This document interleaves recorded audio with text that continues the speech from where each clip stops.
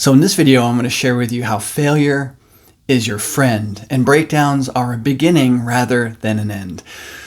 Failure happens along the way of our pursuit of a goal to achieve something that we desire, that we want, and we don't get it. Something seems to get in the way. We plan for it to go this particular way, and we run into some obstacles or barriers that we did not intend to run into. And we can often interpret that barrier or obstacle as a failure, and that the failure means that I have not succeeded and that I will not succeed.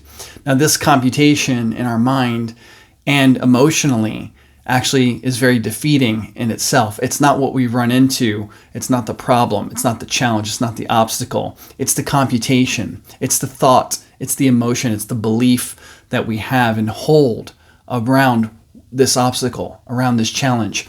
And we compute failure as an enemy. We compute failure as something that has defeated us. But failure gives us data. Failure is our friend, in fact.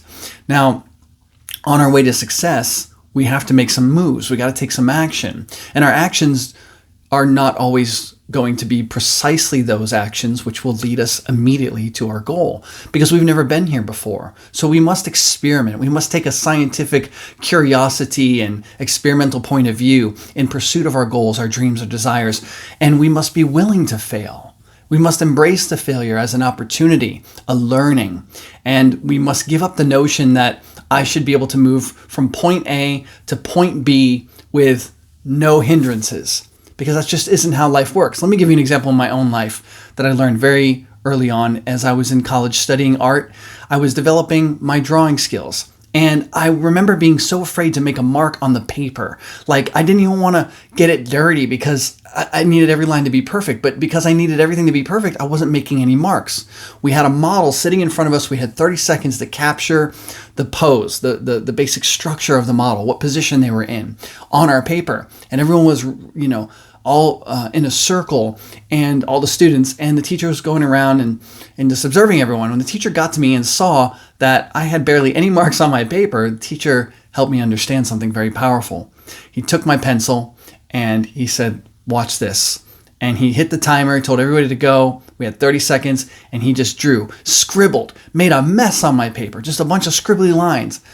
And within the 30 seconds, he had actually captured an amazing, at least clear outline of a person, of a human, where I had not captured almost any at all within that 30 seconds. And my marks were very light and faint and hard to see. His were big, black, strong, and heavy. And so I really enjoyed not only witnessing the process, but the final result, because I actually could see that, wow, he really captured the essence of a person. It wasn't perfect. It wasn't every detail, but it was literally something I could make out.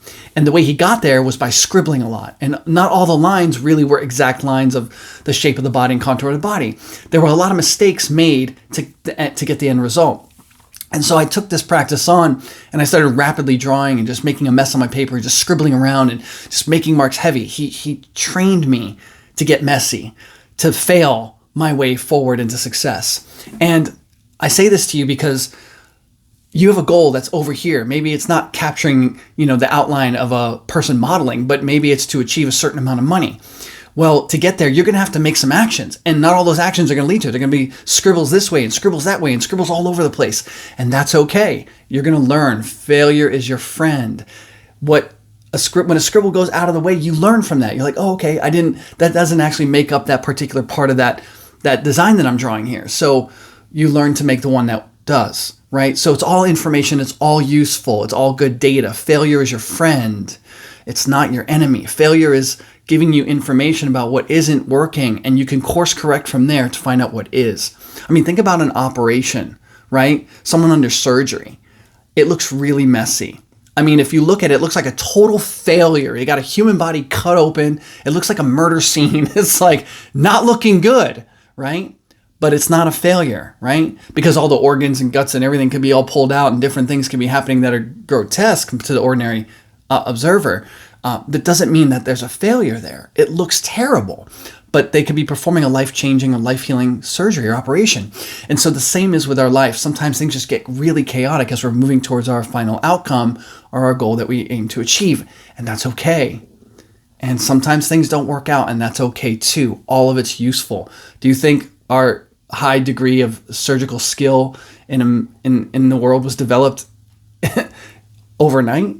I mean, there were a lot of mistakes made. I mean, if you look at some of the past medical history, I mean, there were amputations done for all kinds of things that didn't really need it, but they were learning from that all the time. And so all of science is about experimenting and testing things and taking some action and learning from that action. And so give yourself this permission. Now, breakdowns are a beginning and not an end. When we have a relationship that falls into breakdown, it's a beginning, not an ending. Breakdowns and how we handle them are opportunities, really, to restore the relationship, but more than that, to develop even a greater degree of intimacy, humility, connectivity, self-awareness, other awareness. Breakdowns in all areas of life are the same. Wherever things don't go the way we thought it was going to go, it's an opportunity for learning. Just like failure, things have broken down. If I'm riding my bike and my chain breaks down and falls off the bike, which has happened to me even like about a month and a half, 2 months ago, I had to figure out what happened there. I was riding a certain way, certain hard, hit a bump, and it threw the chain off. So there was something that was a little loose. I had got to learn from that. Things shift in life, and we don't always know it. We're not always aware of it, and we learn by the breakdown. The breakdown was an opportunity to get my bike together and put the chain on, and I decided to grease up the whole chain and every part of my bike, and it led to a greater opportunity. It led to a beginning of tuning my bike even better, and then later after that, I was able to go mountain biking and some trails, and my bike was really much better off because I had a chain breakdown earlier. So I used the chain breakdown as an opportunity to get more intricately involved with my bike and aware of what was going on and to tune it up even better. If the chain didn't break down, I wouldn't have done that, and I wouldn't have had such a great time on the mountain bike trails. So there's just examples that I'm giving you of what's possible when you look at your breakdowns as beginnings, not ends. When you look at failure as a friend, not an enemy. You can turn anything in your life around this way. Now, there's some heavy seeming failures, like when we lose someone that we love and we really wanted them to live. That can be very painful and very difficult. There are lessons and blessings inside of that as well, if you're willing to look for them. Now, I'm not saying to ignore the pain of the loss or the feelings, the emotions. If you know anything about my teaching and my training and the way I coach and work with people through inner coaching and inside of our events and our groups called the Core Encounter, we're all about having people fully be with whatever emotions, whatever experiences are there, not invalidating them, not trying to force them into something else, but actually honoring them for what they are so they can cycle through to completion. We don't need to force change anything. By being with everything, we actually show and demonstrate that we have more power and that we are more powerful than the things that are present. And the more we practice allowing things to be the way they are, the more freedom we actually have from them, from the control of them. The more we're forcing things, changing things, trying to fix and modify them, the more we're fighting and resisting something, the more we're admitting that we're not okay with this thing.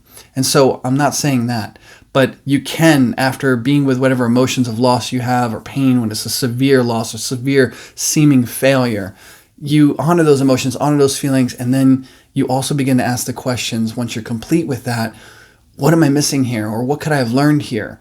What's the wisdom? What's the blessing? There's so much available for you if you're willing to take a look. Remember, failure is your friend and breakdowns are a beginning, not an end. All right, I'm Vince Polito with the Inner Coaching Academy. I thank you for watching this video. If you like this video, please like it. If you're on YouTube or wherever you're seeing it, comment on it. Let me know what you thought, where this has shown up in your life, failure or breakdowns. Where have you given up?